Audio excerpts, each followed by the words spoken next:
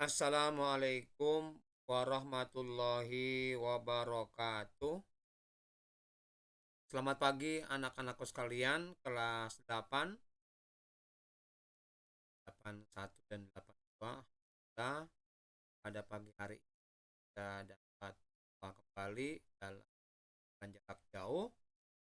Pokok bahasan kita hari ini adalah potensi kemaritiman Indonesia dan kultur. Tema kita pagi hari ini potensi kemaritiman Indonesia dan kultur. Kalian, sebelum kita mulai belajar, mari kita berdoa. Doa kita mulai.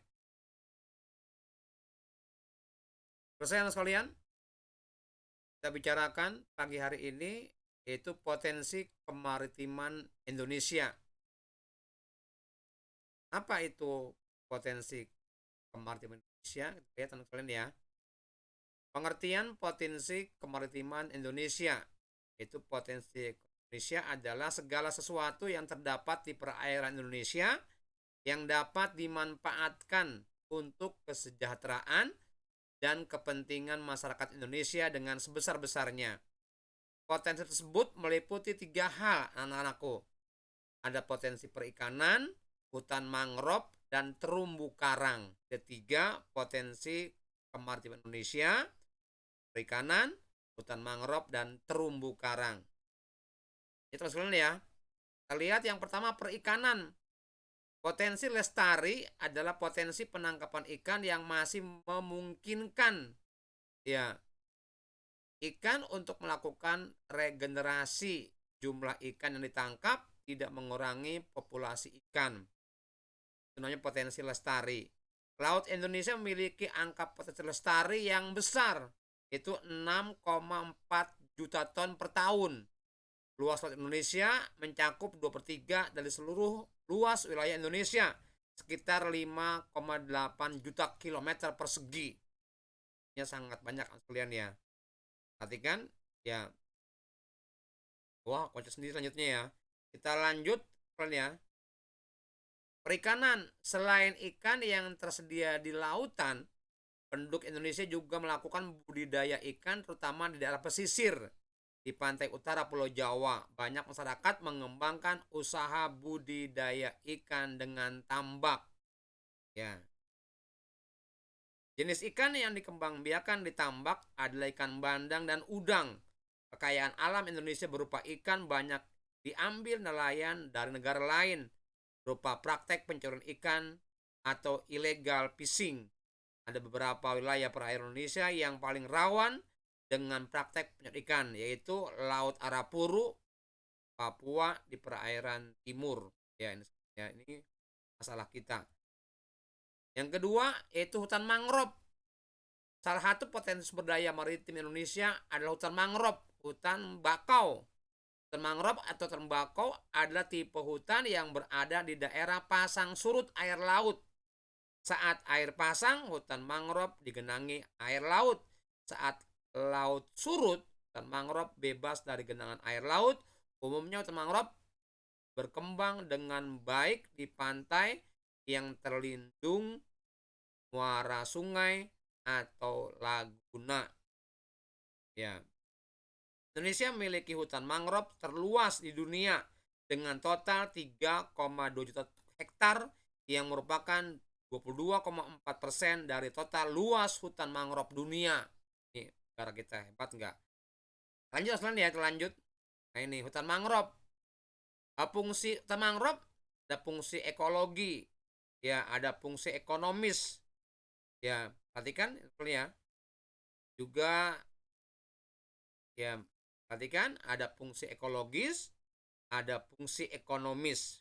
Ini diperhatikan, kamu perhatikan, mau baca sendiri ya, itu apa fungsi ekologis, apa juga fungsi ekonomis. Itu sekalian ya, kita lanjut ya. Berikutnya terumbu karang.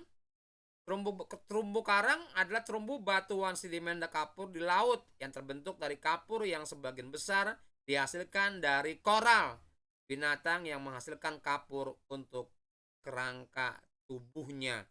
Indonesia merupakan negara yang memiliki terumbu karang terluas di dunia. Luas terumbu karang Indonesia mencapai 284,3 ribu kilometer persegi atau setara dengan 18% dari terumbu karang yang ada di seluruh dunia. Itu Indonesia.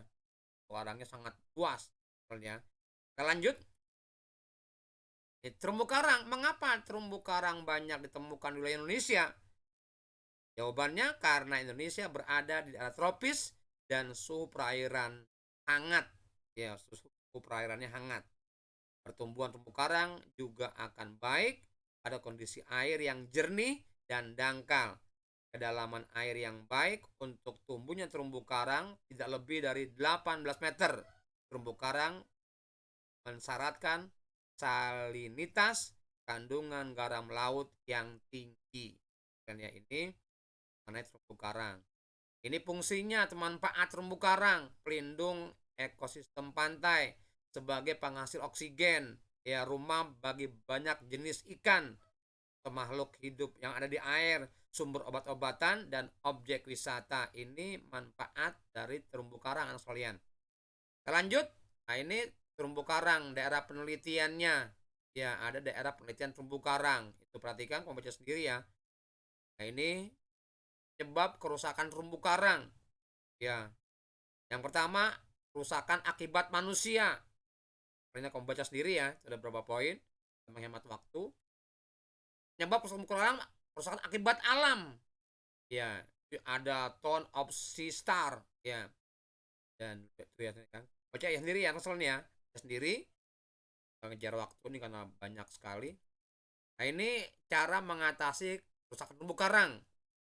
Ada beberapa poin. Satu, ya, terapkan prinsip 3R. Buang sampah pada tempatnya.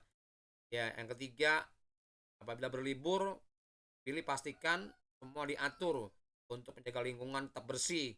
4, bergabung dengan gerakan sukarelawan ya yang aktif jaga terumbu karang anak sekalian. Kalian sebelum berakhir mari kita lihat latihan ini soal. Ya, ini ada agrikultural. Agrikultur, apa itu agrikultur? Ya paham macam sendiri mungkin ya.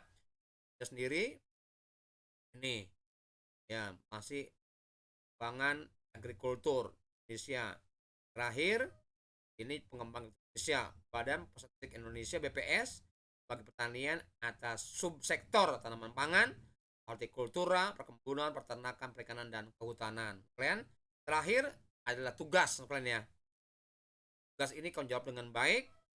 Mudah-mudahan nanti PTS kamu bisa jawab dengan baik semua soal-soal. Jika ulangan nanti siang dengan Bu Eva, bisa kamu jawab dengan baik. Di sini saja pendidik kita hari ini. Jumpa lagi di berikutnya. Kita mengucapkan assalamualaikum warahmatullahi wabarakatuh.